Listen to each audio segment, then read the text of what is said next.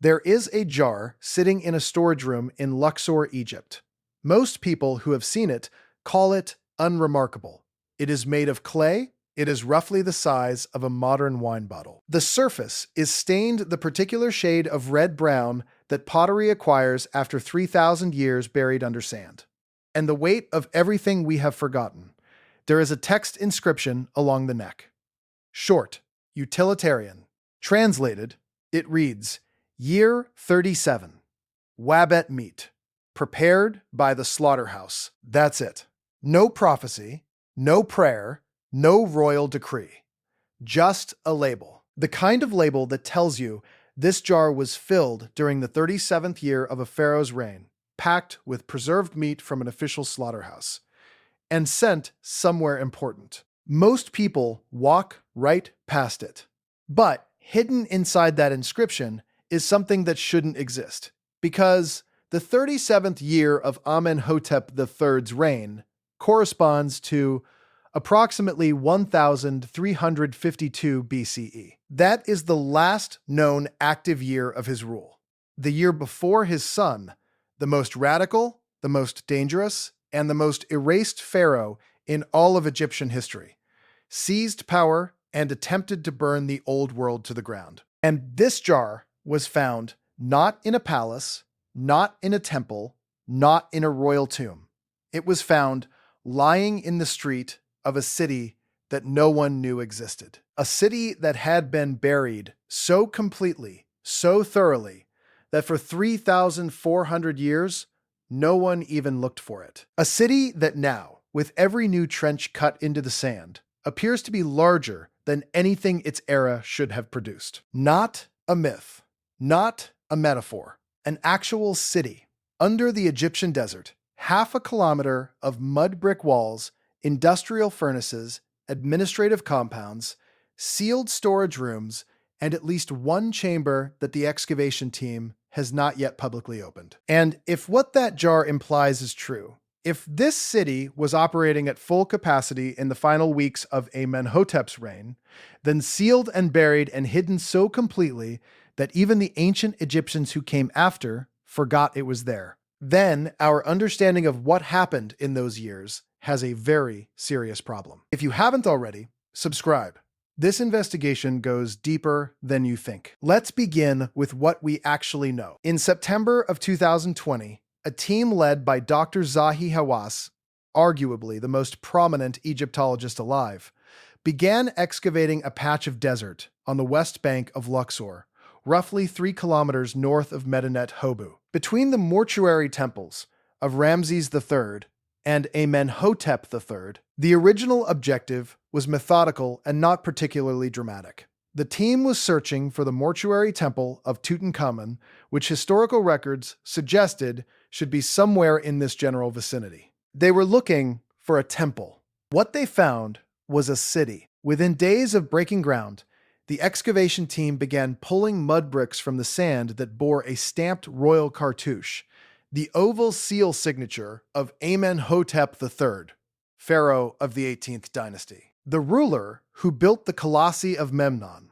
who controlled an empire stretching from the Euphrates to the fourth cataract of the Nile, and who reigned for 38 years at what many historians consider the absolute apex of ancient Egyptian civilization. The bricks kept coming. Within weeks, walls emerged, then rooms, then streets, then an entire district of administrative buildings enclosed by a wall so thick and designed in so specific a pattern that it immediately prompted questions nobody had an easy answer to. The excavation report submitted by the Hawass team in April of 2021 described the site as the largest ancient city ever found in Egypt. Betsy Bryan, professor of Egyptian art and archaeology at Johns Hopkins University, called it the second most important archaeological discovery since Howard Carter opened Tutankhamun's tomb in 1922. The site was formally designated the Rise of Aten. Catalog number varies by institution, but the Luxor site coordinates center approximately on 25.7 degrees N, 32.6 degrees E. Depth of primary finds: between 0.5 meter and 1.5 meters beneath the current desert floor. Area excavated as of 2024, less than 30% of the estimated full extent of the city. 70% of this city is still underground. For decades, scholars had assumed this stretch of desert was simply empty. Survey work had been done. The area had been noted, mapped in broad terms, and filed away. There was nothing there worth excavating, the consensus said. The great buildings and monuments of the New Kingdom era were already accounted for. The temples were known, the tombs were cataloged. But that explanation has a problem. Nobody had actually dug. Here's where it gets strange. The artifacts that came out of the ground in those first weeks defied the expected profile of a ruin. Usually, when an ancient site is excavated, you find the detritus of gradual decline. Broken pottery, collapsed walls, evidence of centuries of human activity that slowly tapers off as a place is abandoned, looted, or consumed by time. There is normally a story of ending written in the layers of the dig. A site talks to you about how it died. The Rise of Aten didn't look like it died. It looked like it stopped. Archaeologists found storage vessels sealed and upright, pottery arranged on shelves as if someone had just walked away from the workshop, tools left in mid-use, ovens containing the remains of bread still inside them, unfinished, rings, scarabs, colored faience amulets lying in the dirt where they had fallen.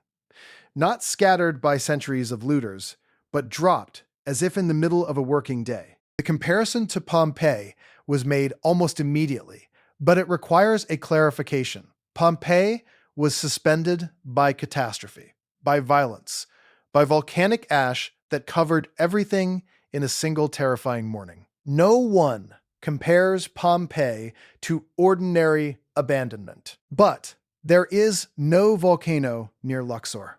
There is no evidence of fire that consumed the city. No flood deposit in the archaeological record. No layer of ash. No mass graves outside the walls indicating plague or military slaughter. No scorched earth.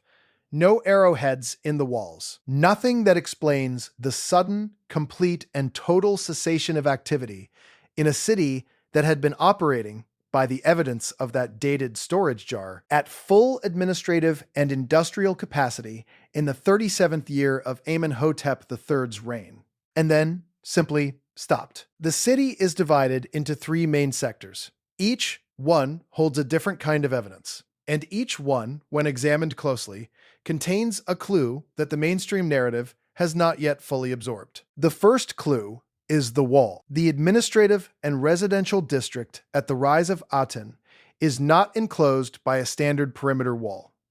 It is enclosed by what the excavation reports describe as a sinusoidal wall, a wall that runs in a deliberate zigzag pattern, curving back and forth in a way that is aesthetically unusual, structurally specific, and functionally significant. The wall is thick, well-built, and it contains, by the current assessment of the team, a single point of entry, one entrance. The mainstream interpretation of this feature is that it was a security measure designed to control the flow of workers and employees in and out of a restricted zone. That interpretation is reasonable. Ancient Egypt was a profoundly hierarchical society. Administrative and royal compounds routinely had controlled access. But that interpretation has a problem. A security wall designed to keep people out is built differently from a security wall designed to keep people in. The zigzag pattern of the Rise of Aten wall is not the profile of a gatehouse or a guard post. It is the profile of a wall that creates sightlines, that allows anyone inside the compound to see anyone approaching from any angle. It is a surveillance wall, a wall built not just to restrict entry, but to ensure that nothing leaves the compound without being observed. In the ancient world, that kind of architecture has one primary application. It is used around treasuries, around arsenals, around spaces where what is being produced is considered so sensitive, so strategically important, that the flow of information about it must be controlled as rigorously as the flow of goods. Which brings us to the second clue. The industrial quarter of the Rise of Aten covers a substantial portion of the southern excavation zone.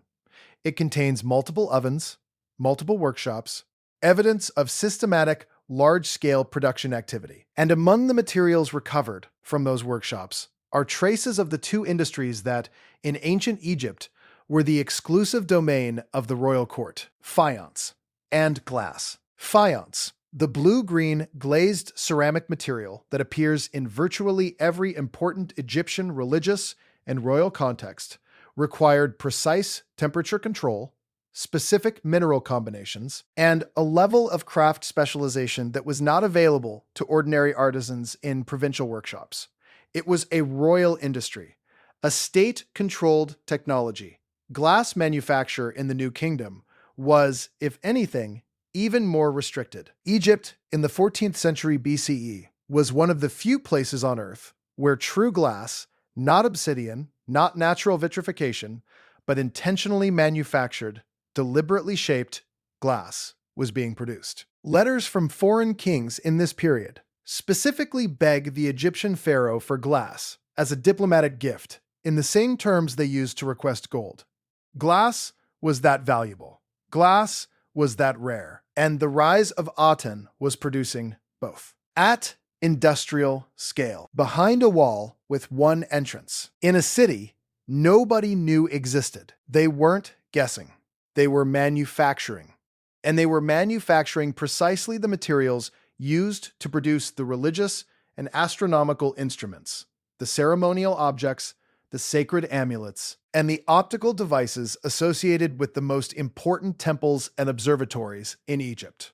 The third clue is the jar. Year 37, the last verified year of Amenhotep III's active reign. The year in which, according to the historical record, Amenhotep was declining in health, possibly suffering from severe dental disease that his mummified remains confirm, and in which his son, Amenhotep IV, who would soon rename himself Akhenaten, was increasingly assuming co-regency powers. Scholars have long debated the exact nature of the co-regency period, the overlap between father and son, and the precise moment at which Akhenaten's radical religious revolution began. Most place the formal shift somewhere between year 1 and year 5 of Akhenaten's independent reign. The Amarna Period, the period in which Akhenaten closed the temples of every god in Egypt, redirected the entire economic and religious infrastructure of the most powerful state on Earth toward the exclusive worship of the solar disk, and built an entirely new capital city on virgin ground, is one of the most studied, most debated, and most contested periods in Egyptology. Here is what is not debated. When Akhenaten came to full power, he systematically erased his father's religious legacy. He closed temples. He struck the name of Amun from monuments. He redirected labor, resources, and state apparatus on a scale without precedent. And then, at some point in this transition, the Rise of Aten went silent. Not a myth, not a metaphor. The city stopped producing. The workers walked away from their bread ovens, left their tools in their workshops, set down their amulets and their storage jars, and left through the single entrance of the surveillance wall. And someone, in the weeks or months that followed, covered the entire city in sand. It was sealed, it was buried, and then it disappeared. Then, modern science found something that changed everything. In 2022 and 2023, ground-penetrating radar surveys of the broader Luxor region West Bank, surveys that were initially commissioned to assist in the ongoing excavation logistics, produced subsurface imaging that extended well beyond the boundaries of the known excavation site. The results, shared in preliminary form at the 2023 Cairo International Conference on Archaeology and Heritage, showed anomalous subterranean structural signatures extending at minimum 400 meters south and 200 meters east of the current dig perimeter. The city, in other words, is significantly larger than the portion currently being excavated. Satellite imagery analysis, published by a European remote sensing team, corroborated this.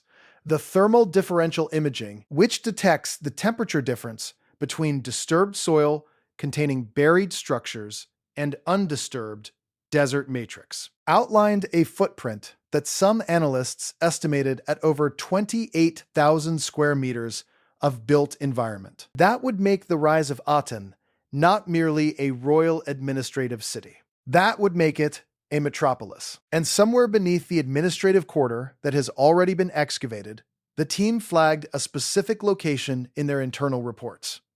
A sealed structure, a room or a series of rooms that show on the GPR imaging as a distinct enclosed space, separate from the surrounding architecture, with wall thickness inconsistent with ordinary residential or administrative construction. Significantly thicker walls, the kind of thickness you use when you are building a vault. The official statement from the Excavation Authority describes this location as currently under study. No further details have been released. No photographs, no measurements, no material analysis, no timeline for excavation. The discovery was made, the images were shared at a conference, and then the conversation moved on. Now, does this prove the most extreme version of the story? Probably not. The idea that Akhenaten deliberately buried an entire city full of state secrets, hiding royal technology and astronomical knowledge from future generations, is not a conclusion that the current evidence forces us to reach. History is not always conspiracy. Sometimes cities are simply abandoned for reasons that are bureaucratic rather than dramatic. But that doesn't make this discovery ordinary. Even the conservative interpretation of the Rise of Aten is extraordinary. Even if this city was simply an administrative hub for Amenhotep III Jubilee festivals, built for the Hebsed celebrations of years 30, 34, and 37, then emptied after the pharaoh's death, because there was no longer a need for the staff. That is an astonishing piece of history that fundamentally changes our picture of New Kingdom urban planning. Industrial organization and royal infrastructure, even without the sealed vault, even without the surveillance wall, even without the year 37 jar and its implication of last-minute activity in the final months of a civilization's turning point. This city was here. It was active. It was producing some of the most sophisticated materials in the ancient world. And then it was gone. The question that the conservative explanation cannot fully answer is this. If this city was built for Amenhotep's Jubilee festivals and then emptied normally after his death, why are the storage vessels still full? Why is the bread still in the ovens? Why did the workers leave their tools? You don't abandon a functioning industrial workshop by setting down your tools and walking out the door. You shut it down deliberately. You pack the inventory, you move the equipment, you empty the ovens, you do the things that any competent administrator does when a facility is being decommissioned. Unless you don't have time. Or unless someone tells you to leave immediately and to leave everything exactly as it is. And if that's true, it means our history is missing a chapter. The Amarna Period is already the strangest episode in the 3,000-year story of ancient Egypt. A pharaoh who erased the gods, who declared that only one deity, the Aten, the solar disk, the pure undivided light of the sun, was real, who moved the capital, rewrote the art, restructured the economy, and then, upon his death, was so thoroughly purged from the historical record that for centuries, Egyptologists didn't even know he had existed. His name was struck from every monument. His city at Amarna was demolished. The new pharaohs, Tutankhamun, I, and eventually Horemheb, conducted one of the most systematic programs of historical erasure ever recorded. They weren't just changing religion. They were deleting a memory. The question that the Rise of Aten forces us to ask is whether that deletion was about religion at all, or whether it was about what Amenhotep had built, what he had been producing in that sealed industrial compound, behind that surveillance wall, in the final year of his reign. Faience and glass are not the only things you produce in a royal workshop. They are the things we can identify. Glass, in the New Kingdom, was a material with properties that Egyptian priests understood and Egyptian astronomers documented. Polished glass surfaces were used in observational instruments. Colored glass was used in ritual implements that the Egyptians believed amplified solar light in specific ways. The word used in several Amarna period texts for these instruments translates approximately as that which is made to see the sun directly. For decades, scholars dismissed it as symbolic, a metaphor for divine vision, for spiritual illumination, for the piety of the devoted eye. Then, modern science found something that changed everything. Lens-shaped pieces of polished glass recovered from New Kingdom sites at Amarna and at Memphis have been analyzed and found to have optical properties consistent with functional magnification. These are not decorative objects. The curvature, the refractive index, the surface polish, these are the specifications of a device designed to focus and concentrate light. Not similar to a lens. Not inspired by a lens. A lens and the industrial quarter of the Rise of Aten was producing the raw material. There is a child's skeleton at the Rise of Aten. It was found in an unusual location. Not in a domestic space, not in a formal burial, but in an area the excavators tentatively identified as a transitional corridor between the residential district and the industrial compound. The skeleton was in an unusual position. The arms were extended forward, the head was facing east. The excavation report notes the find without extensive commentary. The remains were cataloged, photographed, and placed in protected storage. No cause of death was officially determined from the field report. There is also a sealed room in the northern section of the residential quarter. The doorway was blocked from the outside, with mud brick laid directly across the threshold in a deliberate pattern, not collapsed debris, not architectural subsidence, but deliberately placed bricks, stacked with intention. Whatever is inside has not yet been publicly opened. The report lists it as pending analysis. And there is a second jar, similar to the first, bearing an inscription from year 36, 1 year earlier than the dated jar that catalogs the city's last confirmed activity. The year 36 inscription references a commodity that the translating team has described carefully in their preliminary notes as a material associated with solar ritual preparation. The exact translation is disputed. 3 scholars have been consulted. 2 declined to comment for the public record. The third, in a footnote to a paper published in the Journal of Egyptian Archaeology in 2023, noted only that the term appeared to be a technical designation rather than a religious metaphor, and that its precise meaning would require further contextual excavation. Further contextual excavation has not yet been scheduled. There is a place approximately 530 kilometers south of Cairo where the desert looks absolutely ordinary, flat, pale. The kind of terrain that a traveler crosses without stopping, without looking down, without thinking about what might be 3 feet beneath their feet. The Rise of Aten is still there, still mostly sealed. The 30% that has been excavated has already rewritten the archaeology textbooks.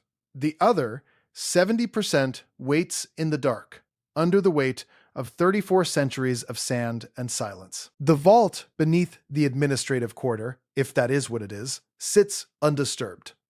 The sealed room in the northern residential quarter has not been opened. The year 36 jar and its disputed inscription sits in controlled storage, its full meaning officially pending. Somewhere in that unexcavated 70%, there are answers. To why the workers left mid-task, to what was produced in those furnaces in the final year of a civilization that was about to be erased. To why someone took the time to bury an entire functioning city so completely that the world spent 3,500 years walking right past it. Not a myth, not a metaphor, a city. Still there, still sealed, still waiting. And the people who built it, and the people who buried it, and the person who placed those bricks across that doorway in the northern residential quarter on a day in approximately 1351 BCE They all knew something that we do not. The sand kept their secret for 3,400 years. It is running out of sand. If this investigation changed the way you think about what's buried beneath the ancient world, hit like and subscribe. There are thousands of years of hidden history still ahead of us on this channel.